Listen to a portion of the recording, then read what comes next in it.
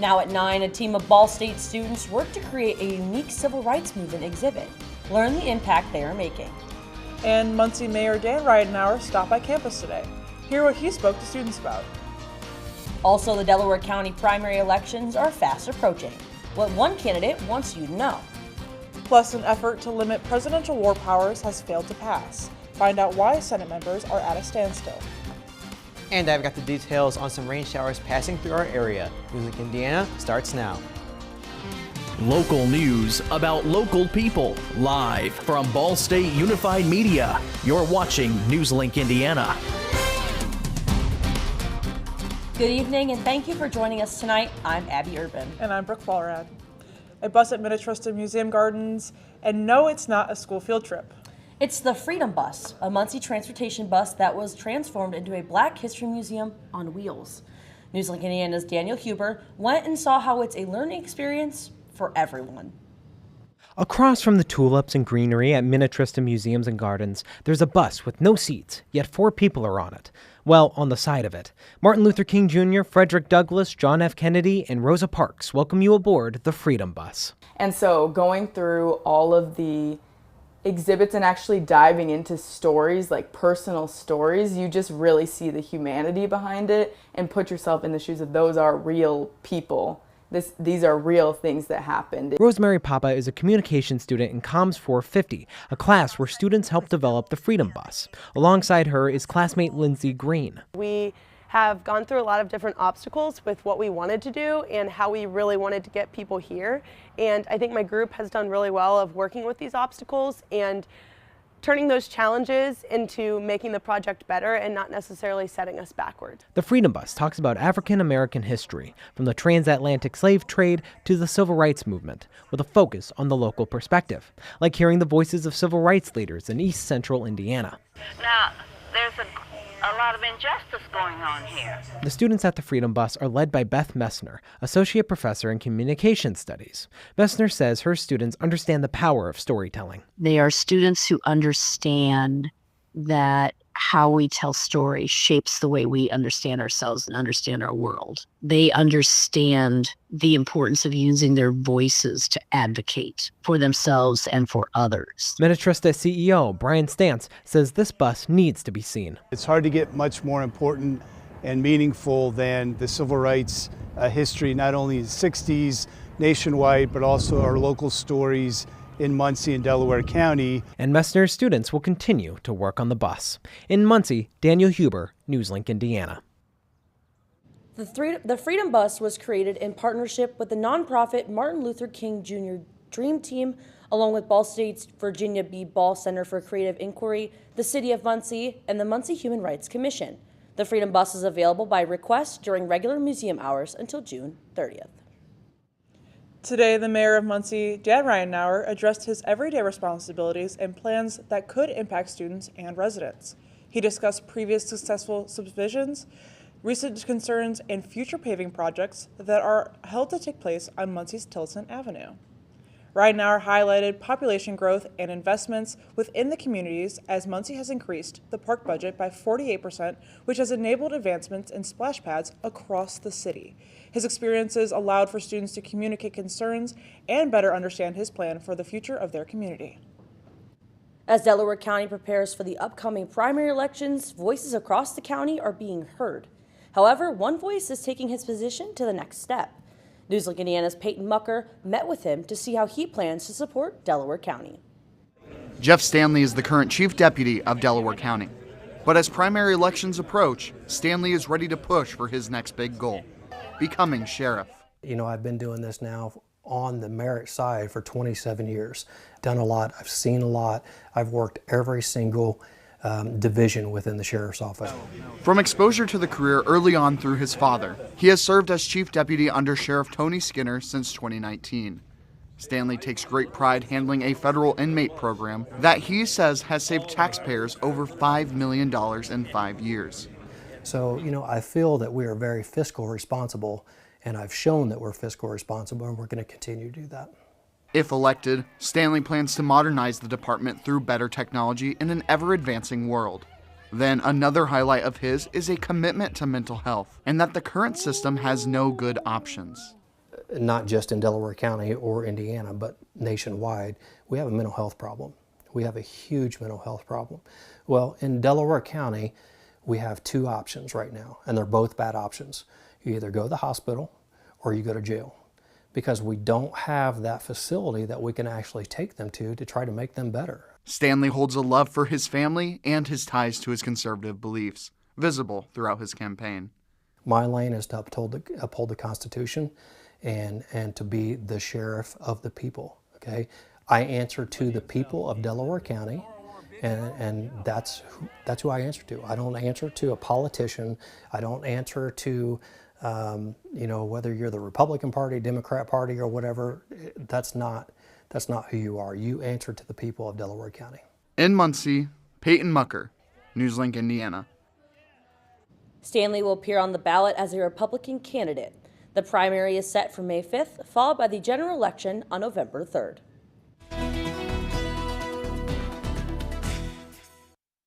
It was a little humid today. A little. It was very humid. I know that I had to wash my hair. My hair was all frizzy, and I had to look nice for the show tonight. And then the rain made it worse. Yes, we walked to get food earlier, and it started sprinkling after we were all ready to anchor, and we were like, gosh, all that work for what? I don't know, but I'm hoping no more rain this week. And you know what I'm wondering? How Joe's hair is looking. Joe, can you tell us a little bit about that weather? It's a little bit frizzy today, and I do have bad news. There is more rain in the forecast, including right now. You'll see some spotty showers across our NewsLink Indiana viewing area right now. Nothing major, just some light drizzle here and there. But current temperatures right now, 73 in Muncie, 67 in Indianapolis, 71 to the west in Lafayette. So overall, we are in those low 70s, high 60s as we go into the evening. But I'll be tracking some storm chances tonight, that Carl will forecast for Friday, and a weekend temperature drop in my full forecast. Thank you, Joe. Last night, we discussed how President Donald Trump is urging GOP lawmakers to extend a powerful surveillance law. Now Trump is again pressing Congress to renew that very same law, warning it is needed to protect the military amid the war with Iran and to prevent terrorist attacks in the U.S. In a social media post today, Trump urged Republicans to unite behind a clean extension of the Foreign Intelligence Surveillance Act, Section 702. The law allows intelligence agencies to monitor foreign targets, but they can also collect Americans' data. Central Intelligence Agency Director John Ratcliffe made a closed-door appeal to House Republicans today, but the resistance does remain. Some GOP lawmakers are demanding reforms before backing the bill. And with this program set to expire April 20th, officials are warning that the intelligence collection could go dark if Congress fails to act. The House is scheduled to vote on the bill this week, and it is unclear if the bill will pass. The Senate has once again rejected a measure aimed at limiting President Trump's war powers in Iran. This marks the fourth time the Democratic-led effort has failed in the upper chamber. Republicans blocked the resolution from advancing, with the vote coming in at 52 to 47. Democratic Senator John Fetterman voted with Republicans, while Republican Senator Rand Paul crossed party lines to vote in favor of the measure. Senate Minority Leader Chuck Schumer has said Democrats are going to force a war powers vote every week for the foreseeable future. Some Republicans have indicated they may support the measure once the conflict hits the 60-day mark. Coming up, find out the ruling for a 2024 lawsuit against Live Nation and Ticketmaster. And hear about the reason behind a bakery's sudden spike in popularity.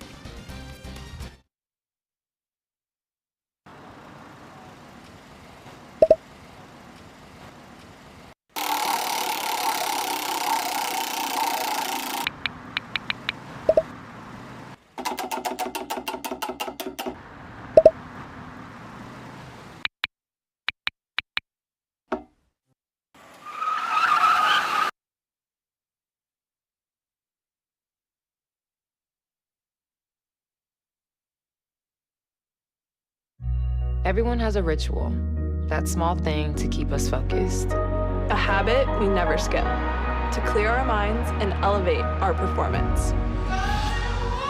But what do you do to keep your head in the game? To drown out the self-doubt and support your mental health. Because being your best isn't just about taking care of your body. It's about taking care of your mental health. Discover the resources that you need to keep your mind focused and your mental health a priority. Julie was always a voracious reader.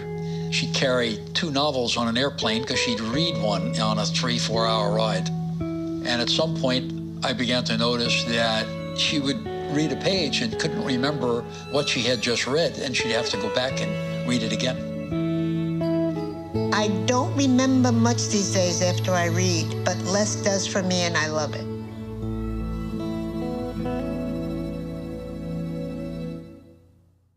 Whether it's our stories, the warmth of our laugh, or our family's secret sauce, we all bring something different to the table. So make some space. The power of connection is waiting right outside your comfort zone. Learn how you can help strengthen your community at belongingbeginswithus.org/teamup. Welcome back. A jury yesterday found Live Nation and Ticketmaster operated as a monopoly in its dominance of the live events and ticketing industry. The verdict follows a lengthy trial in New York federal court. The jury's decision upholds complaints that the entertainment company was suppressing competition and driving up fees for fans. The Justice Department and 39 state attorney generals sued Live Nation in 2024. They alleged fans, artists, and venues were harmed by Live Nation's partnership with Ticketmaster. The suit claimed the company controlled, quote, virtually every aspect of the live music ecosystem, end quote. During the second week of the trial, the DOJ struck a secret settlement with Live Nation. While a handful of states signed on to the deal, more than 24 continued to trial. Yesterday's verdict does not bring an immediate change to ticket prices or fees because a second trial will be held to decide what remedies and structural changes should be made. As we know, Ryan Gosling is not just Ken, and this bakery is not just a bakery. This bakery in Tallahassee, Florida, has begun to see a huge surge in orders for its Pop-Tarts after a shout-out from Ryan Gosling.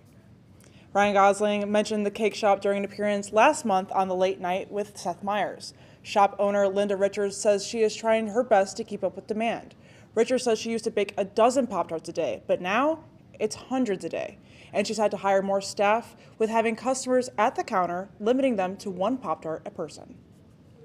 TikTok, Instagram, and Snapchat remain go-to platforms for teens, but new data shows teens use each one differently, saying they affect their well-being in different ways.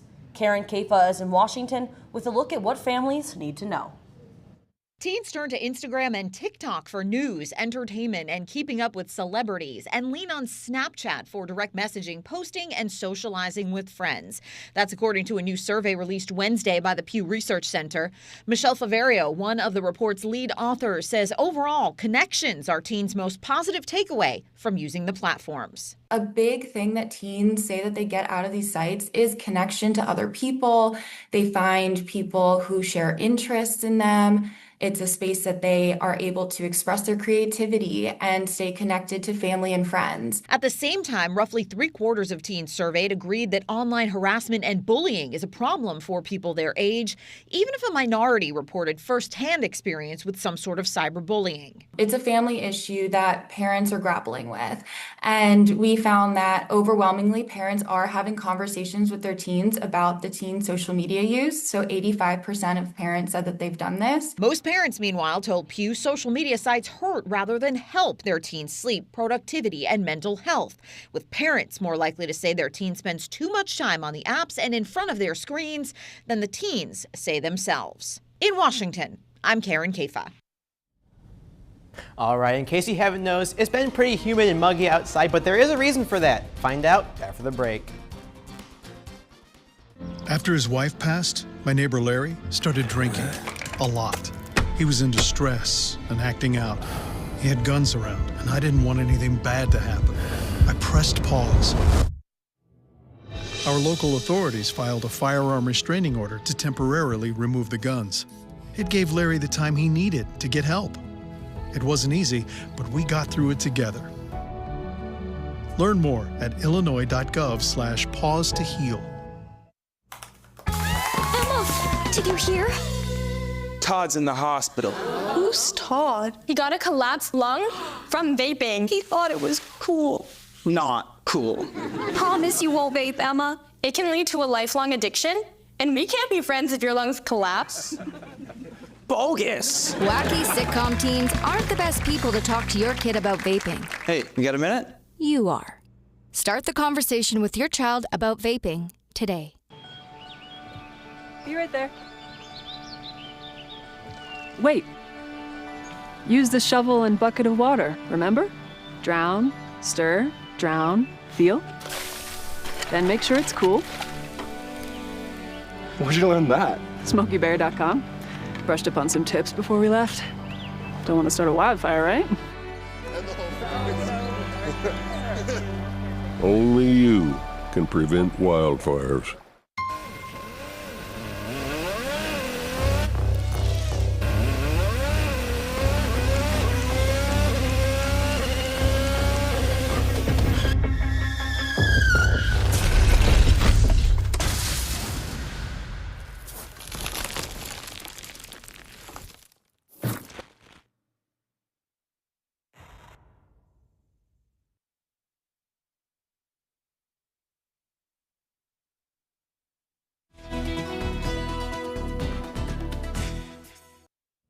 Welcome back. Let's get you outside to Cooper Science, where it is a pretty gloomy night setting up. Lots of clouds in the sky over Ball State campus right now. No rain in Muncie at the moment, but there was some rain earlier, and the sky cam looked pretty impressive. We had a nice looking storm cloud on that sky cam earlier, but now the sun has set and it's just cloudy as we go throughout the evening. Those rain showers are pretty much lifted throughout the viewing area. You can see they were much more widespread a couple hours ago, but as they move in east central Indiana, they have mostly cleared up, and you can again see that statewide.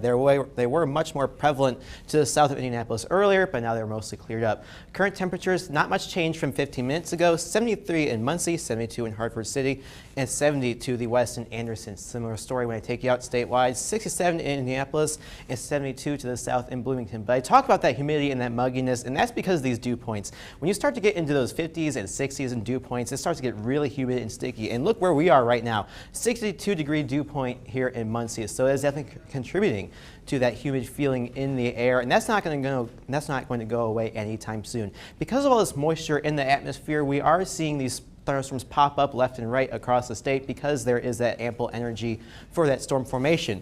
And for the rest of the day today, we are in this marginal risk, so 1 out of 5 severe threat. So nothing too crazy, but overall, you might see a thunderstorm or two pop up as we go throughout the evening hours. And tomorrow, although we're not in a severe risk, we are in that general thunderstorm category for day 2. So again, with that moisture left over from today, we are going to see that storm chances transition into tomorrow as well. And tracking that all out for you, we'll see that next line of rain start to make its way in around 7 a.m. tomorrow morning, so right when that morning commute hits, and that line of rain is going to mostly be here between 9 and 10 a.m. tomorrow. You'll see nothing too crazy, just those lighter greens meaning lighter rain, but still we'll see that rain get here right when you're taking the kids to school throughout the day tomorrow. The rain's going to move out. We'll have clouds for the next couple hours after that. Those clouds will start to make its way out around the dinner hours, 7 to 8 p.m., and then they'll clear out, making a way for mostly clear skies as we go into tomorrow evening. But focusing on tonight, 65 degrees for a low, scattered thunderstorms, winds going to be 10 miles per hour. Tomorrow, like I mentioned, we'll start off with that rain, 66 at 8 a.m., but then those clouds will start to make its way out, leaving mostly cloudy skies by 5 with 73 degrees. But I talked about that carnival forecast, and that's Friday. It's going to be looking like a great day. When the gates open at 6 p.m., 78 degrees, partly cloudy skies. Clouds will start to build in as we go throughout the evening, but overall it's going to be a great day for that carnival. But we are going to see a cold front on Saturday. So let's break out the roller coaster graphic for that carnival, and you'll see here Friday, 81 degrees. We're going to drop all the way down to 53 on Sunday when that cold front does move through on Saturday. You'll see that reflected in my 7-day forecast. 81 on Friday, that's 70 degrees on Saturday. The rain's going to be the knockout punch for these summer-like conditions because we'll drop down to 53 on Sunday. But the good news is with some cooler temperatures, that sunshine does return, and by midweek we're back into the 70s. So a couple days in the 50s, but a quick rebound. Those lows a little chilly though, almost getting down to the freezing point. So I don't know about you, Abby and Brooke, but I am excited for the carnival. The weather looks so good. It does. I actually have an award show for NewsLink on Friday, so I hate to say this, I was kind of hoping there would be rain so that I can go on Saturday. I feel bad for anybody working to set up the carnival though, because tomorrow's not going to be fun. No, tomorrow's not going to be a good day, but Friday though. It's going to be good for us. It'll be so good. And hopefully those workers can end up going to the carnival. That'd be nice. And I'm so excited for the carnival. It happens every year, and I love it. Yeah. It's great. Thank you so much, Joe. Yeah, of course. There's a lot more to get to on NewsLink Indiana, and Jake Dickman has a preview of sports. Thanks, Brooke and Abby. The MLB is honoring a trailblazer today. Plus, the playoff season is upon us for several leagues. All this and more next in sports. Everyone has a ritual. that small thing we do to keep us focused. But what do you do to keep your head in the game? To drown out the self-doubt and support your mental health.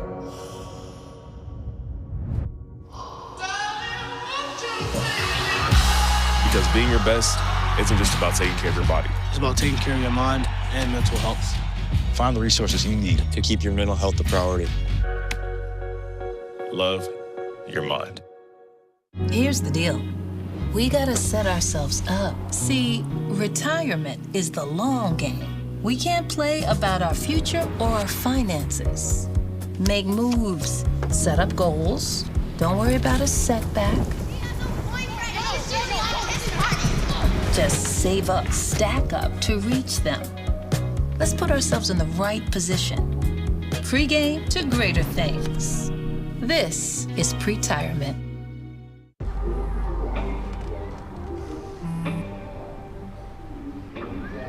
I don't know why you're so sad. You've got a roof over your head. You gotta stop with that depression stuff.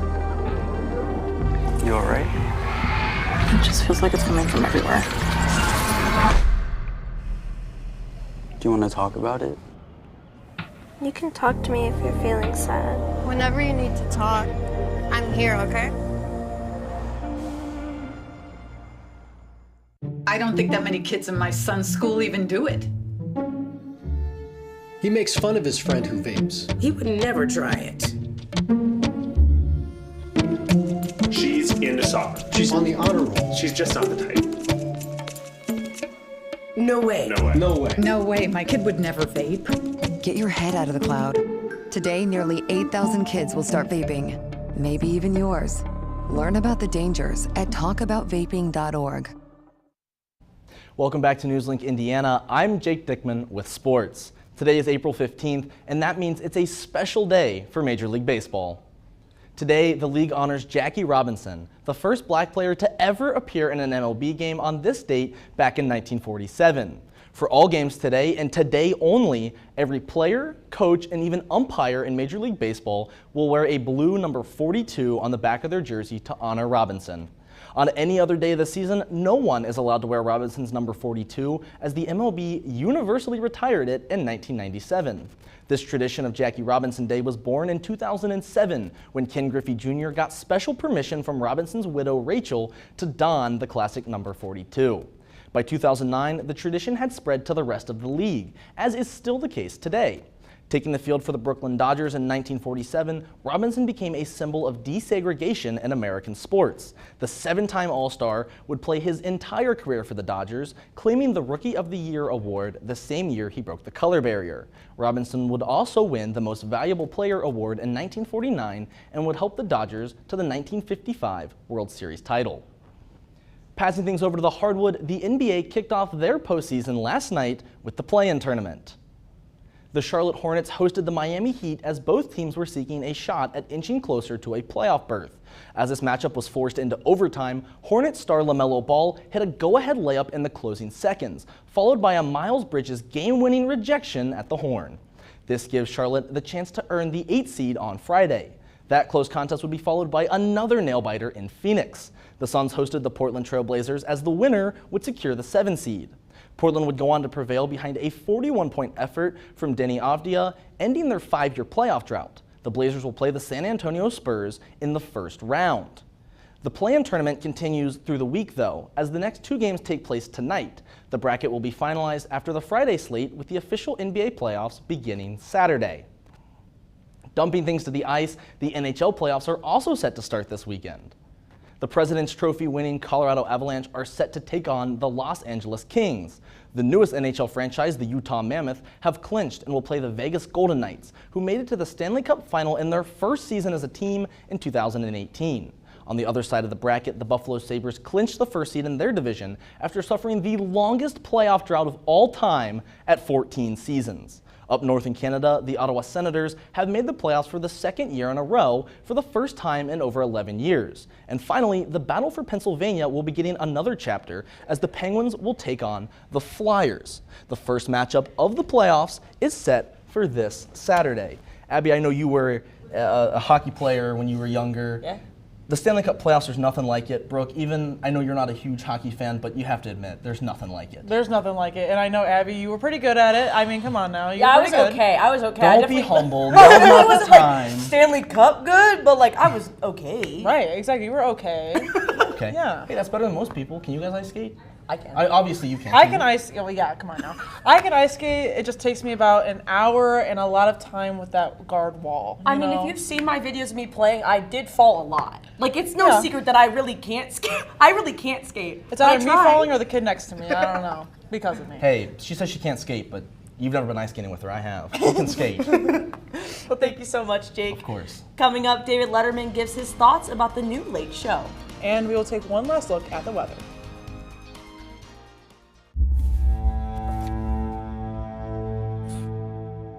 My son, Ricky, took his life by the use of a firearm. It broke me in ways that I never knew that I could be broken. And I contemplated suicide. I still own my firearm. I keep it in a safe because I want to keep my grandson and myself safe.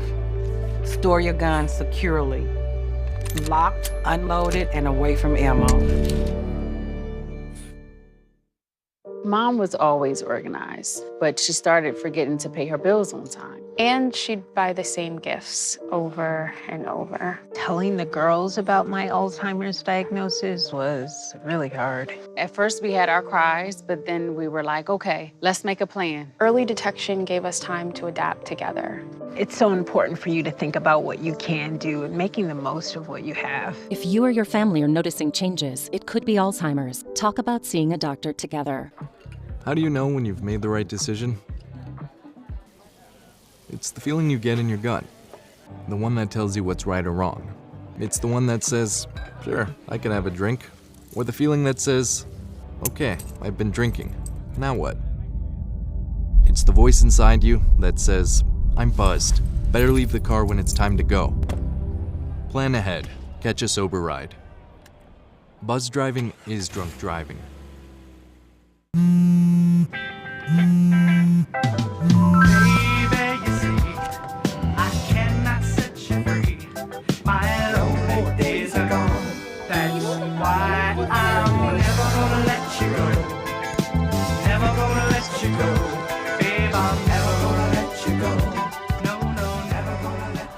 Here you go.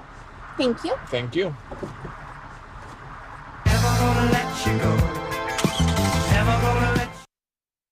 Welcome back. David Letterman is weighing in on the future of his former CBS time slot and the end of The Late Show. In a video posted to his YouTube channel last week, Letterman reacted to CBS's decision to cancel Stephen Colbert's show and replace it with Byron Allen's Comics Unleashed. Letterman said the move comes down to money, saying the network doesn't want to spend and will instead make money by leasing the slot to Allen. Under the deal, Allen handles production and sells the advertising, a model he previously called zero cost for the network. While Letterman has criticized the cancellation, he called the format a, quote, pretty good idea, end quote. The final episode of The Late Show airs May 21st. And I'm hoping we're going to have a little more warm weather before that cool down. Right, and we have the Carnival Friday like we were talking about. Let's see what's up for the rest of the week. Yeah, so it's going to be pretty warm tonight if you look at that tonight forecast, 65 degrees for a low. So the low is actually above the average high for this time of year, which is 63 degrees. So definitely warm this evening. And as you look at that 7-day forecast, we will remain warm at least through the Carnival. 81 on Friday with mostly sunny skies for that Carnival. Rain chances do return on Saturday, 80% chance of rain. And that's where those temperatures plummet back into the 50s for Sunday and Monday, but then we'll rebound into the 70s by midweek next week. Keep those winter coats handy for going out at night, though. Lows dipping down all the way into the 30s at some points. I'm really glad that I didn't bring my coat home then when I went home. I know. I know you brought all your winter stuff home. Yeah, I made the mistake. The weather guy messed up and took all his winter stuff home. Well, I'm hoping it's going to stay warm for the future. So hopefully. Some good summer weather. Yeah. For sure. Well, thank you so much, Joe. Before we wrap things up, though, we wanted to take this time to say goodbye to Jake, as today is his last show. Jake has been a part of NewsLink Indiana for 3 years.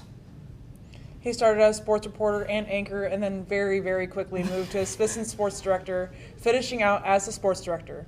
Jake, before we go and say goodbye to you, we want to give you time to say it. We have a few people who want to say it first.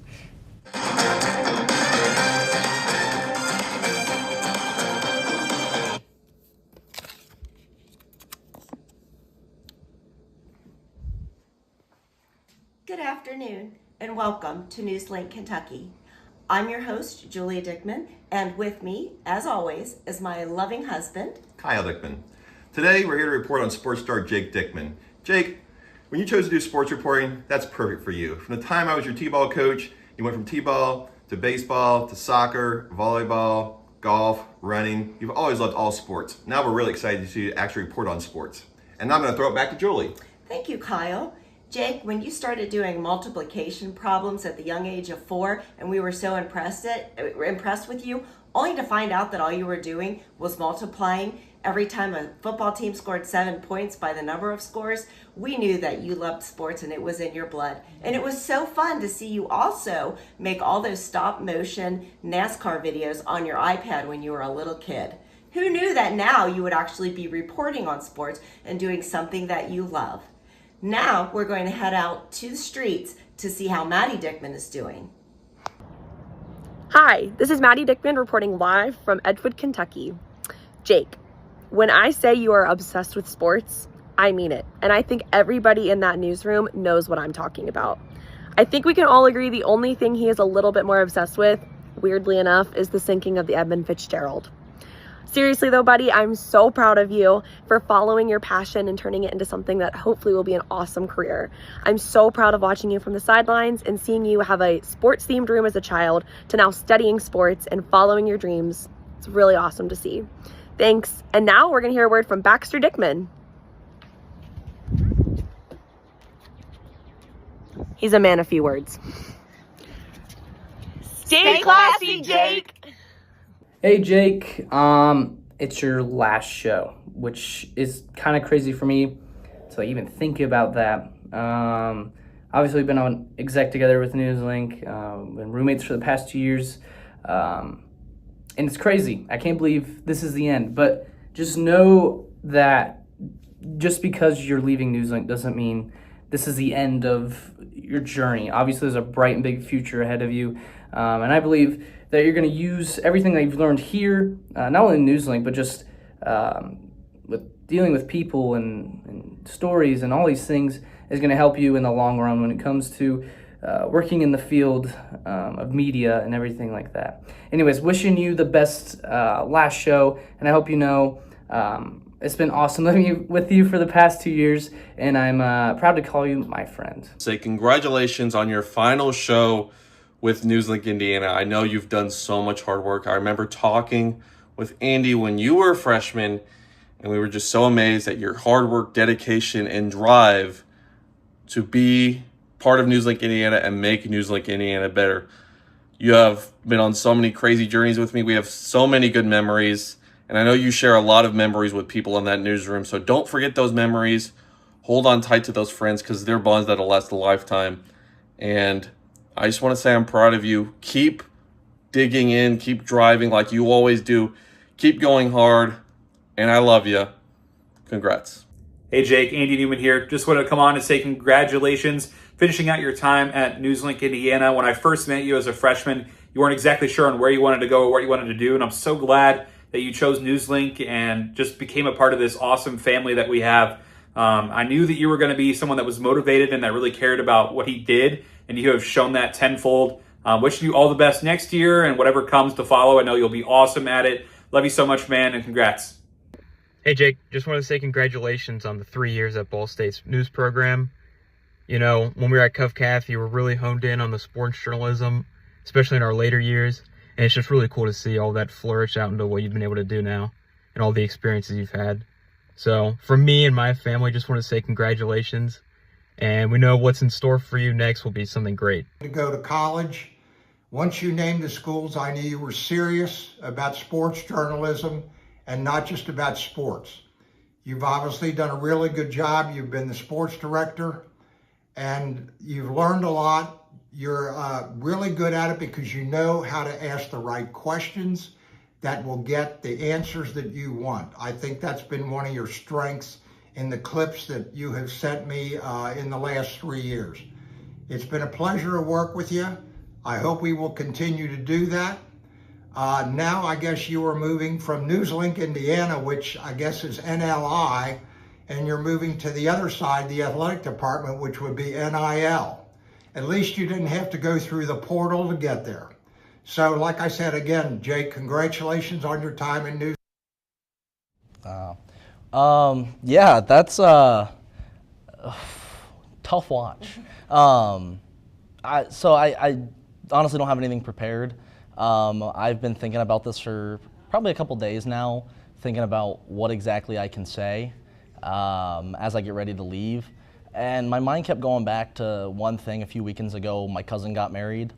I promise you there's reasoning behind this. My cousin got married, and something that kept coming up in all the speeches that people gave was, oh, I met, Olivia in college. Olivia's my cousin, and her husband, Charlie. There's like, oh, I met Charlie in college. I met all these people. I was always worried about college. I didn't know where I wanted to go. But I was given a tour to a prospective student the other day, and we walked out, and Abby and Brooke were walking down the hallway, and I just hear, Jake! So it's kind of hard to miss them, but it's funny, I turned and I looked at the prospective student and I said, yeah, these are two people that are going to be in my wedding. These are two of the people that I mentioned. And so there's a ton of people in the room right now. Joe as well on the desk is absolutely going to be in my wedding. There's just so many amazing people that I've met through this. It's hard to believe that it's been 3 years, but it's 3 years that I would never trade for anything. I know I complain a lot. I probably complain more than most people in this room, but genuinely, I love it so much. It's been such an amazing opportunity to get to do this. Looking at these photos, you really have so many photos of me, man. But no, it's been absolutely amazing. It's been a pleasure. That gentleman that was at the end of that video, that was Jack Bogacik, my mentor, who was a journalist for over 50 years. And I remember he told me one time, he said, I'm always hesitant to mentor people because sometimes I feel like people are interested in sports journalism just for the sports aspect. And I'd be lying if I said that wasn't one of the reasons I chose this. But honestly, meeting so many great people here has taught me how to be a storyteller. It's taught me that journalism is always above anything else. And honestly, I mean, from someone who was so dead set on going elsewhere to now ending up here at Ball State with lifelong friends that are going to be in my wedding, it's surreal, right?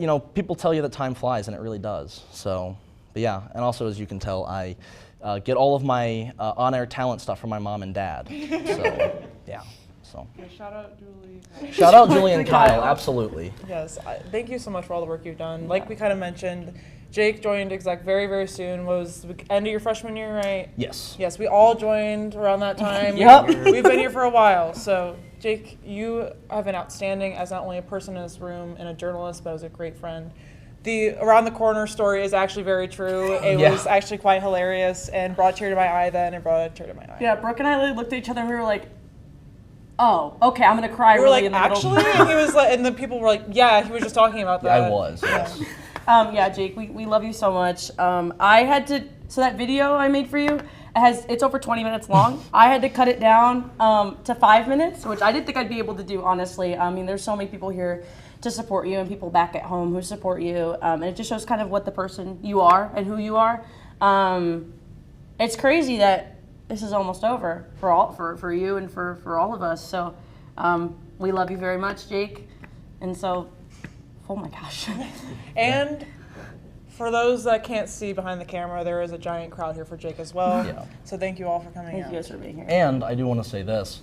My freshman year, a certain someone on their goodbye show said the two hardest things to say are hello for the first time and goodbye for the last time. I struggled to say hello for the first time, but thankfully I got into it, and I'm glad that this isn't goodbye for the last time. As far as friends go, it might be goodbye for NewsLink Indiana, but it's not goodbye for friends, so. Oh my gosh, okay. That's all tonight for NewsLink Indiana. Be sure to tune in tomorrow night at 9, streaming live on the NewsLink Indiana Facebook page, YouTube channel, and WCRD 91.3. And I got this part. And for news anytime, anywhere, just go to cardinalmediabsu.com. Have a great night and stay safe.